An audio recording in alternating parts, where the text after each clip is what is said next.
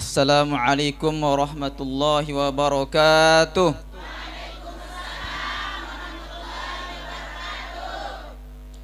Innal hamdalillah nahmaduhu wa nasta'inuhu wa nastaghfiruh wa na'udzu billahi min sururi anfusina wa min sayyiati a'malina.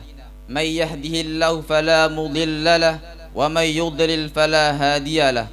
Asyhadu an la ilaha illallah wahdahu la syarika lah wa asyhadu anna Muhammadan abduhu wa rasuluh. Allahumma salli ala sayyidina Muhammad wa ala alihi wa sahbihi wa man tabi'ahum bi ihsanin ila yaumiddin.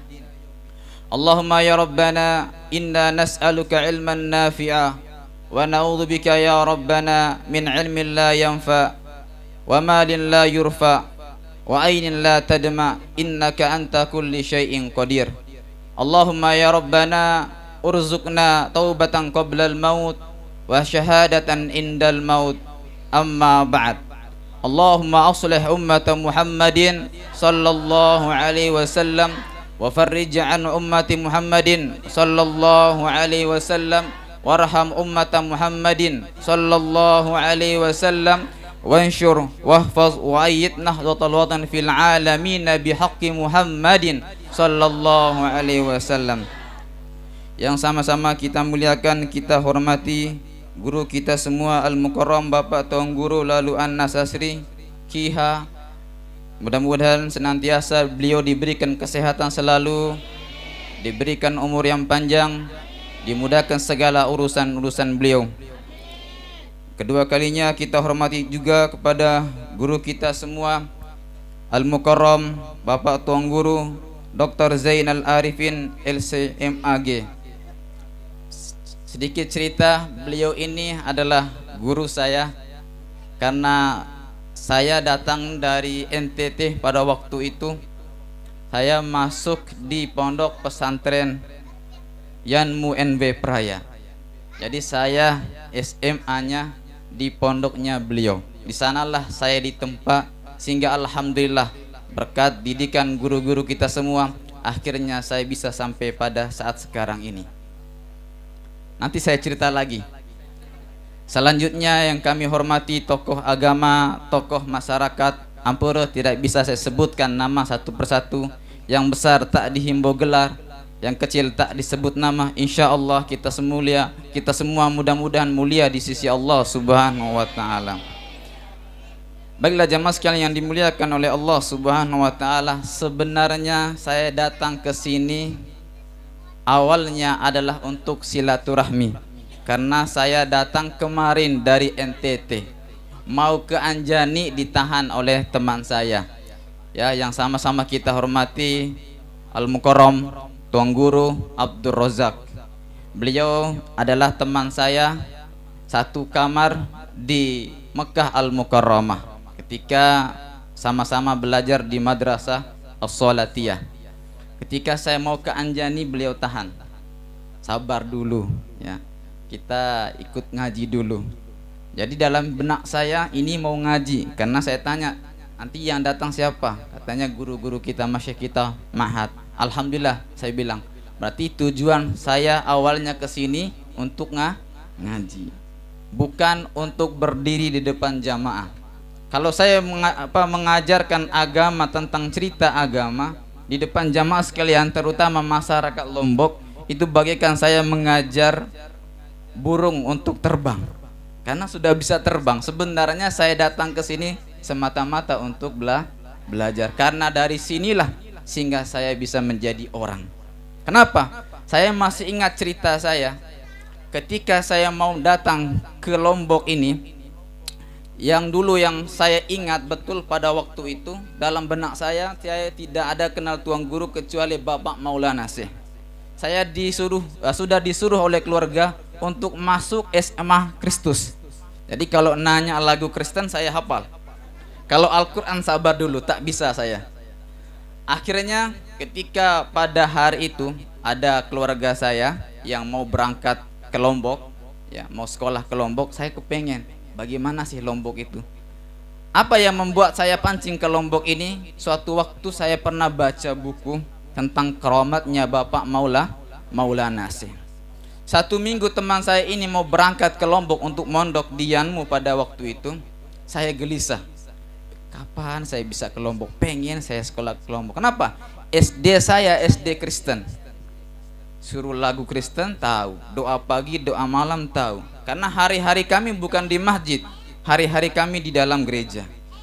Hari-hari kami bukan isi dengan Al-Quran, tapi hari-hari kami diisi dengan Injil. Doktrin NTT itu supaya kami bisa masuk ke Kristen. SMP juga demikian. Saya masih ingat belajar agamanya cuman tulis bagaimana cara tulis bismillah. Itu aja belajar agama setiap hari. Jadi wudhu, sholat, mandi wajib kami tidak tahu. Ya, akhirnya satu minggu teman saya mau berangkat. Waktu itu saya kasih tahu sama bapak saya, pengen saya mondok di Lombok. Kata orang tua saya, bisa-bisa saja, tapi ini tidak ada uang katanya. Di sini saya tahu pertama keramatnya Bapak Maulana Syekh. Apa itu? 3 hari mau berangkat teman saya, karena kami ini hidup di tengah pantai, anak nelayan. Jadi 3 hari berturut-turut, pada malam hari dan siang hari ikan itu full. Pada musim kayak gini, kalau musim 12, bulan 1, bulan 2, bulan 3 itu sistem perekonomian laut itu kering, Bu. Ya, tidak kayak di sawah ini banyak. Kalau bulan 1, bulan 2, bulan 3 itu kering. Pada saat-saat itu kondisi ekonomi kami di NTT, khususnya pinggir pantai itu tidak punya uang. Tapi alhamdulillah, mungkin itu jalan dari Allah. Awalnya saya sudah daftar di sekolah SMA Kristus Santu Plaus, ya. Akan tetapi dengan rezeki dari Allah Subhanahu wa taala, ya, mungkin melalui wasilah guru besar kita Al-Maghfurullah Bapak Maulana Syekh, 3 hari berturut-turut dapat ikan. Kata orang tua saya, ini sudah rezekimu nak. Akhirnya dengan hasil 3 hari berturut-turut ini, barulah saya diizinkan datang ke Pulau Lombok, ya.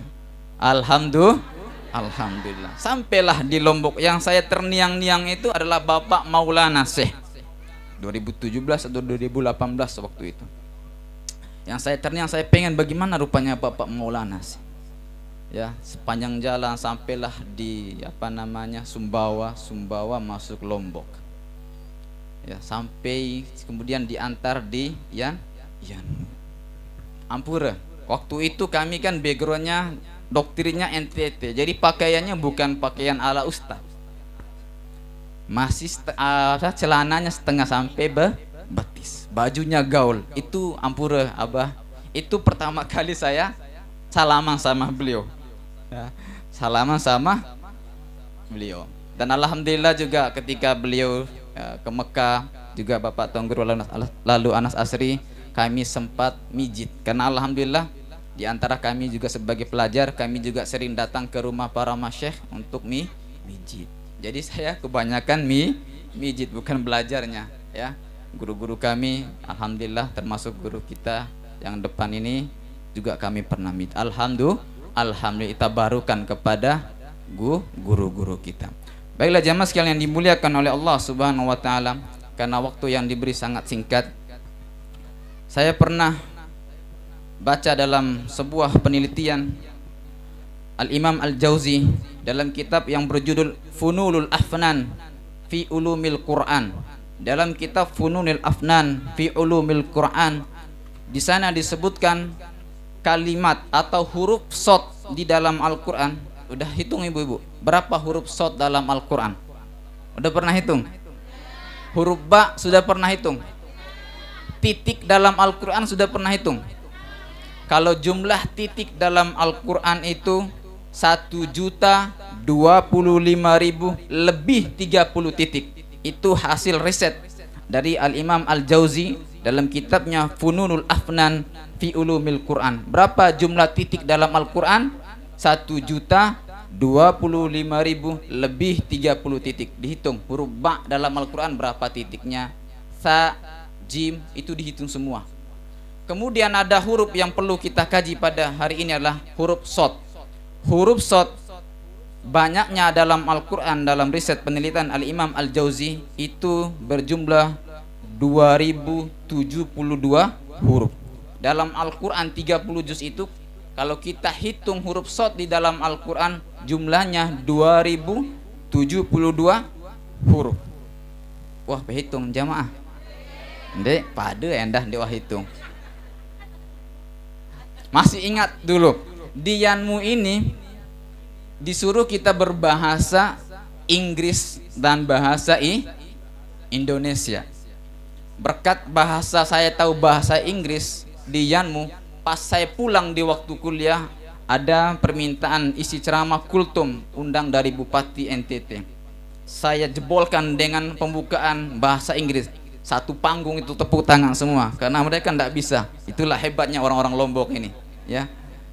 Kemudian masih ingat saya kata guru kami, Guru Zainal Arifin, kata beliau diwajibkan bahasa Inggris, ya. Tapi ada pengecualian. Bahasa Sasak tidak boleh, tapi ada pengecualian kecuali orang NTT. Orang NTT ada kesempatan untuk belajar bahasa Sasak. Dari sanalah kami belajar bahasa Inggris, juga belajar bahasa Sasak. Maka tahun lain baru kembali ke laptop, huruf shad. Jadi huruf shad di dalam Al-Quran berapa tadi? 2072 huruf. Di antaranya huruf shad. Jikalau kita ingin hidup bahagia, maka amalkan huruf shad. Di antaranya di dalam Al-Quran ada penyebutan qadama sidqin. Apa? Qadama sidqin. Ada kata shadnya, sidqin. Tapak kaki yang benar. Ada juga mudkhala sidqin, tempat masuk yang benar. Ada juga mukhraja sidqin, tempat keluar yang benar. Ada juga lisana sidqin, perkataan yang benar. Yang terakhir adalah fi maq'ada sidqin, ya, fi maq'adi sidqin. Jadi siapa yang ingin hidup bahagia, maka amalkan, diantaranya amalkan 5, ya, shad ini. Yang pertama tadi apa? Qadama sidqin, tapak kaki yang benar. Saya masih ingat dalam sebuah penelitian kami baca, ada kisah di Jordan, kisah nyata. Kisah nyata di Jordan ini ada ketika seorang laki-laki meninggal dunia. Setiap digali kubur jamaah sekalian, kuburnya terdapat ular. Sampai 30 kubur semuanya ada ular. Dicari tahu tentang kehidupan keseharian laki-laki ini, ya. Ternyata dia orang yang sering sedekah. Orang ini sering dia puasa. Orang ini sering bersilaturahmi. Dia sering, pokoknya sering melakukan kebaikan. Tapi satu yang membuat dia hambat. Apa itu? Qadama sidqin, tapak kaki yang benar ini yang dia tidak lakukan. Apa itu? Dia tidak pernah hadir di majelis ta'lim. Dia tidak pernah gunakan kakinya untuk pergi ke masjid. Jadi dia hanya lakukan kebaikan tapi tidak pergi ke masjid untuk melaksanakan sholat. Dia tidak pergi ke majelis ta'lim. Maka bersyukurlah kita. Maka jamaah sekalian hadir di tempat ini sudah mengamalkan qadama sidqin, tapak kaki yang benar. Di antaranya tapak kaki yang benar ini adalah datang ke majelis ta'lim. Seperti yang saya ceritakan tadi malam, meninggalnya di Turki, akan tetapi jasadnya di mana? Ketemu di Baqi' Madinah, sebagaimana yang dijelaskan dalam buku dari guru kami, Profesor Said Muhammad bin Alawi. Ada meninggalnya di Turki, tapi jenazahnya sudah dipindahkan ke Baqi'. Bagaimana ceritanya? Nanya yang sudah hadir tadi malam. Tak usah ulang lagi, nanti bosan. Karena waktunya singkat sekali. Yang kedua adalah mudkhala sidqin, tempat masuk yang benar. Niki juga termasuk tempat masuk yang benar. Tempat masuk yang benar adalah hadir duduk di majelis ilmu. Termasuk juga adalah menyekolahkan anak-anak kita ke pondok pesantren. Masya Allah, luar biasa niki jamaah di Lombok, ya. Sudah SD sudah mulai hafal Quran, kelas 1 sudah mulai hafal Quran. Apalagi tadi seperti yang dikatakan Bapak Tongguru tadi, di sini ada program tahfizul Quran, Ada juga program namanya hafalan luar biasa. Andai saja kami dulu seperti ini, badek sang hafal Al-Quran, ya. Kenapa? Karena kami 6 tahun didoktrin dalam pemahaman, bukan Wahabi, pemahaman Kristen. Di sana itu kalau kami ceramah, di sini kalau ceramah paling dikritik kalau salah. Di sana kalau ceramah siap mati. Kenapa? Terjadi kemarin di bulan suci Ramadan, ada dai kondang dari Jakarta, ceramahlah di NTT.